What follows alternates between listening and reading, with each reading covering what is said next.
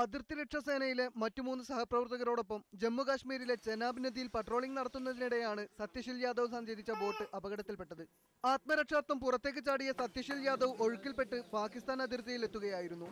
സൈനികനെ ചോദ്യം ചെയ്യലിനു ശേഷം നാളെ ഉച്ചയോടെ മോചിപ്പിക്കുമെന്ന് പാകിസ്ഥാൻ അറിയിച്ചു. ഫ്ളാഗ് മീറ്റിംഗിനിടയിൽ പാകിസ്ഥാൻ റേഞ്ചേഴ്സും BSFും തമ്മിൽ നടത്തിയ ചർച്ചയിലാണ് സൈനികന്റെ മോചന കാര്യത്തിൽ തീരുമാനമായത്.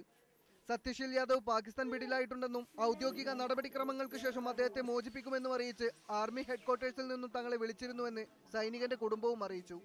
रात्रि 11 बजे हेडक्वार्टर से फ़ोन आया था कि आपके भाई इस तरह से एक चेनाब नदी में ड्यूटी पर थे, स्टीमर ख़राब होने के कारण 4 सैनिक कूद गए थे, वो बच गए और ये उसमें तैरना नहीं जानते थे, इस कारण वो स्टीमर के साथ ही बहते हुए.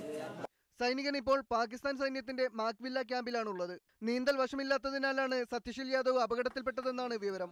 സൈനികനെ കാണാതായതിനെ തുടർന്ന് ഇന്ത്യൻ സൈന്യം പാകിസ്ഥാൻ അധികൃതരെ ബന്ധപ്പെട്ടിരുന്നു. സത്യശീൽ യാദവിനെ മോചിപ്പിക്കണമെന്ന് വിവിധ രാഷ്ട്രീയ പാർട്ടികളും ആവശ്യപ്പെട്ടിരുന്നു. News desk, media 1.